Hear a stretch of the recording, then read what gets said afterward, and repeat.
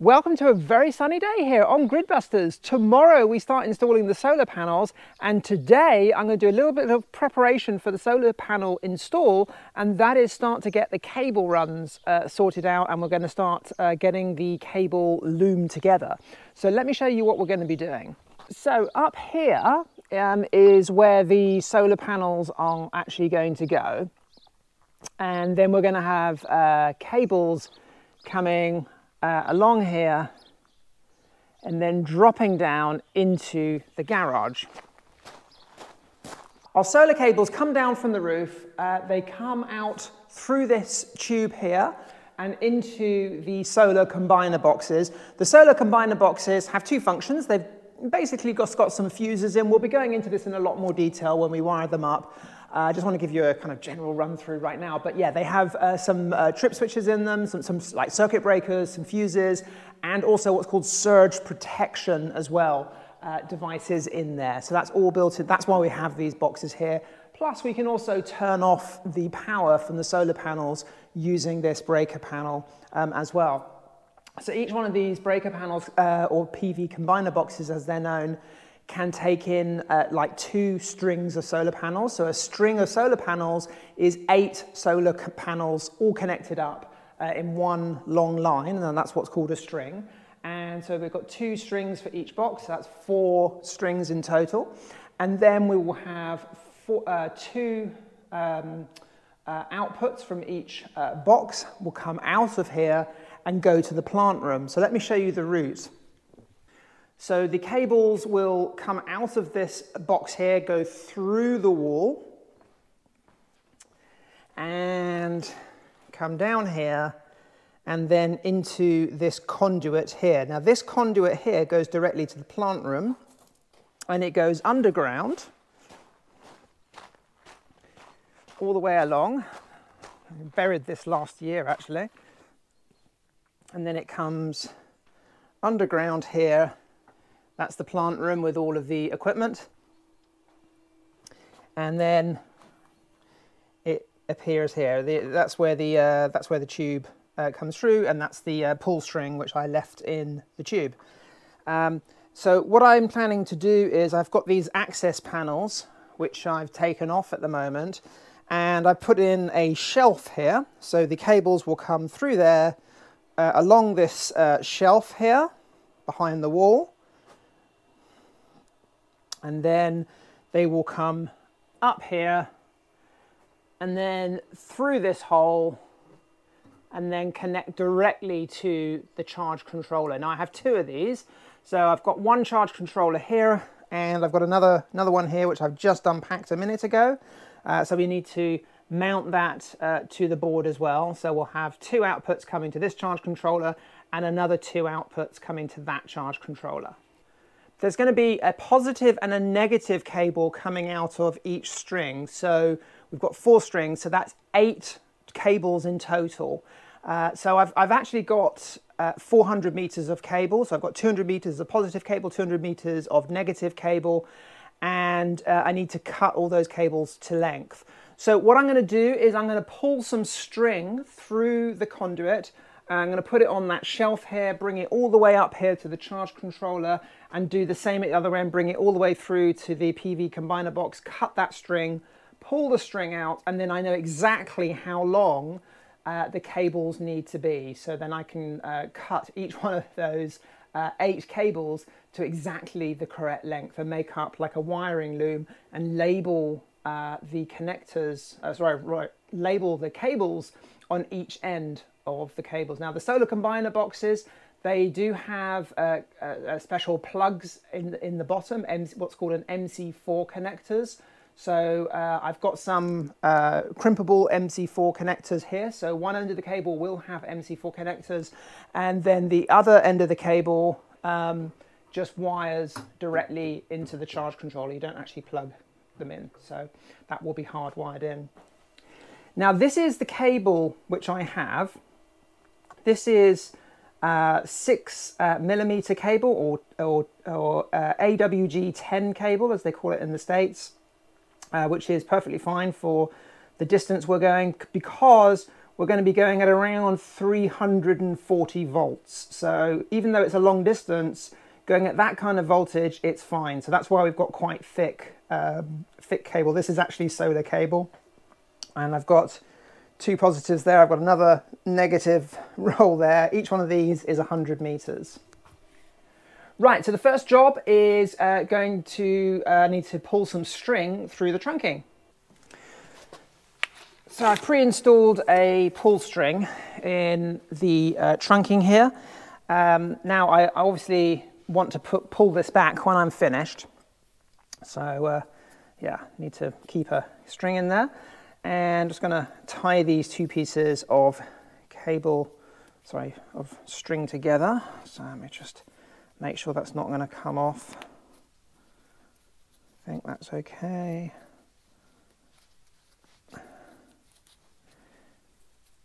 There we go. Right, so the next job is I need to go to the plant room and pull that through. So let's see if I can get that started.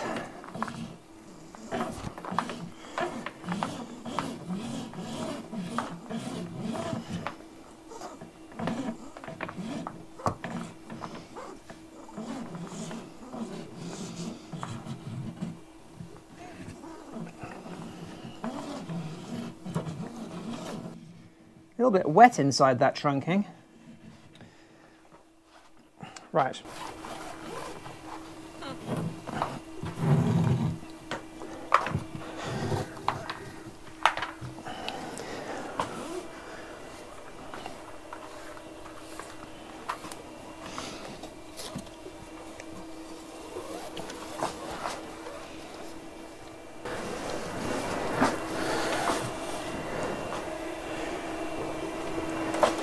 Right, so I've got my string going along the shelf here, coming along here, and then obviously it will come up behind the wall.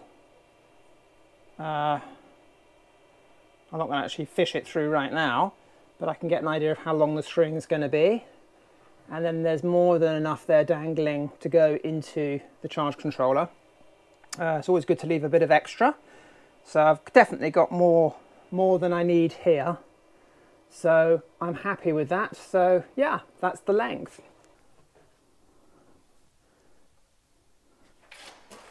So that would be the route that the cable is going to take behind the wall and then go directly into the solar combiner box there.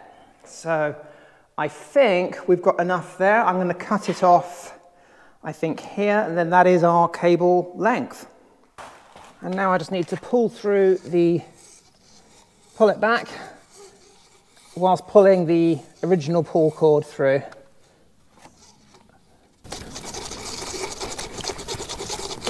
There we go. Boy, oh boy, it's a bit mucky in that tube. I think my tube has a leak, but I don't think it's going to matter because it's the PV cable is actually rated for use outdoors, so I think it's going to be okay. So I'm just going to stretch this out and we can see how long the actual cable run is.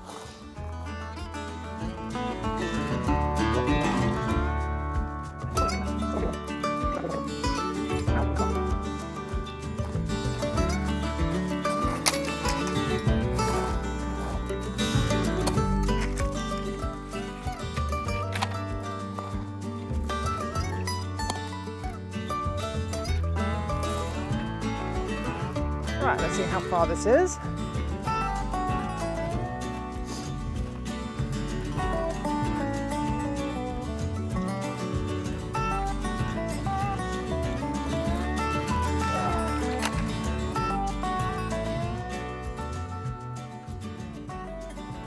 It's around 23 meters, 75 foot.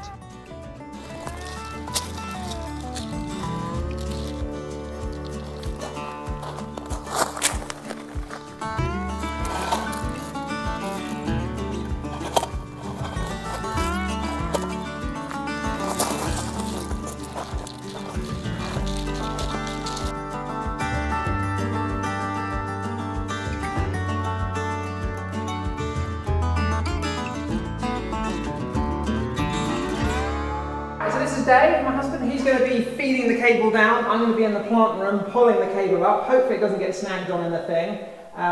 So what do you reckon? Do you reckon we'll do it? Eventually. Eventually. Right, let's give it a go.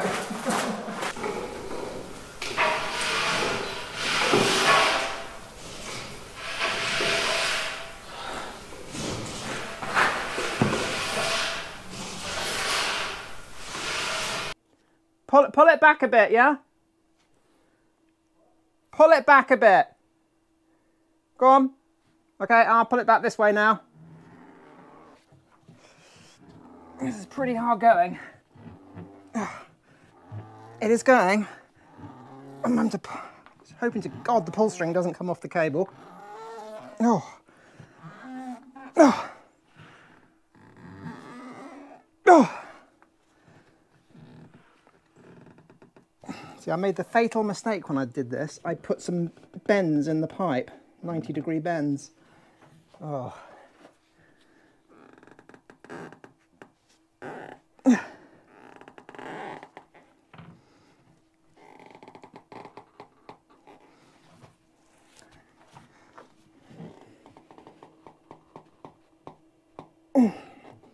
Stuck. Pull it back a bit. Okay, I'll pull it forward now.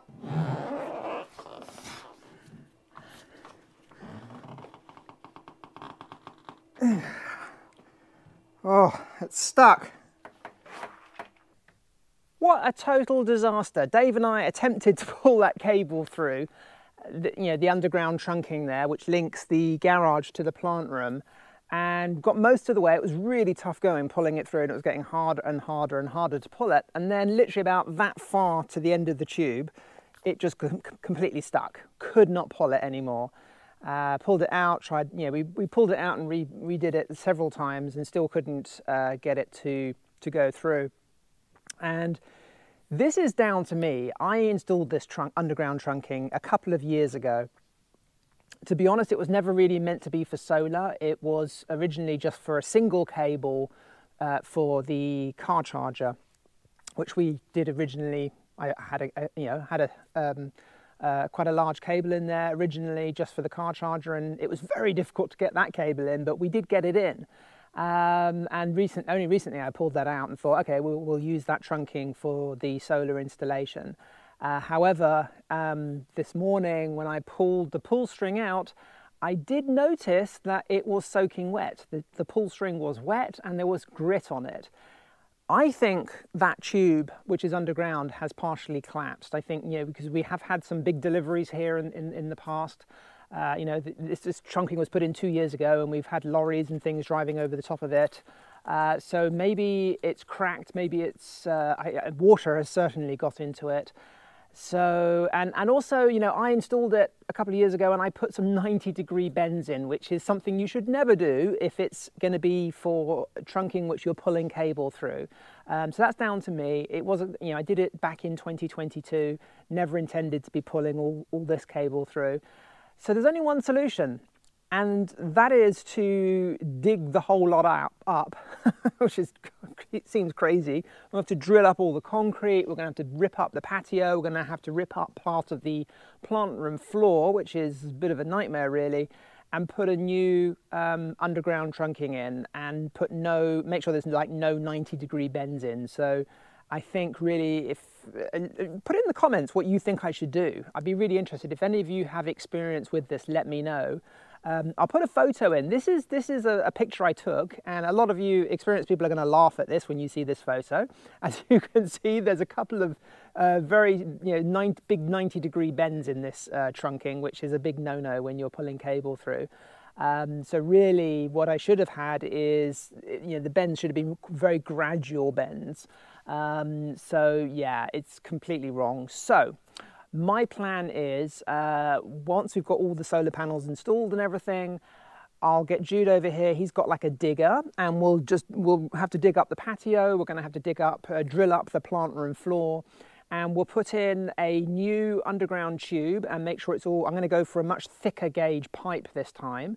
and make sure it is all properly put together and with plastic weld, which is, I thought I'd done that last time, but I think the pipe I used was quite a thin pipe, so that's probably why it was cracked. So I'm going to get a very, very heavy gauge pipe, make sure it's all glued together properly, make sure there's no 90-degree bend, so it's just a sweeping curve, you know, very, very easy to come up. And thinking about it, when I've seen the cable TV people in London installing trunking, which I remember them doing in the 1990s, whenever they had a 90-degree bend, like they're going, like, say, around a corner on a block of a street or something, there'd be like an inspection hole. So they would like dig a big inspection hole with a manhole cover, pull the cable through, and then to go around the bend, they would literally manually pull the cable through and then push it through another pipe to go around that corner. So if we wanted to go around this corner, we could put an inspection hole underneath one of these stones in the patio and then push it up into the plant room. So that is an option. The other option is just to literally dig it deep enough, and then it can literally just, you know, go up without any kind of big bends. Anyway, I'm going to have a word with Jude, the builder, and see what he reckons. But yeah, it's just like, let's hope this is just this is the glitch of the installation. So with all installations like this, there's always a glitch. Let's hope this is our glitch. Let's hope that this is the only one. But there we go, you know, it's one of these things. And you know, at the end of the day, Dave and I thought, well, maybe we should just pull. I almost, you know, I was very close to pulling all the cables through one at a time. And this, I actually have undone all the insulation tape on the bundle.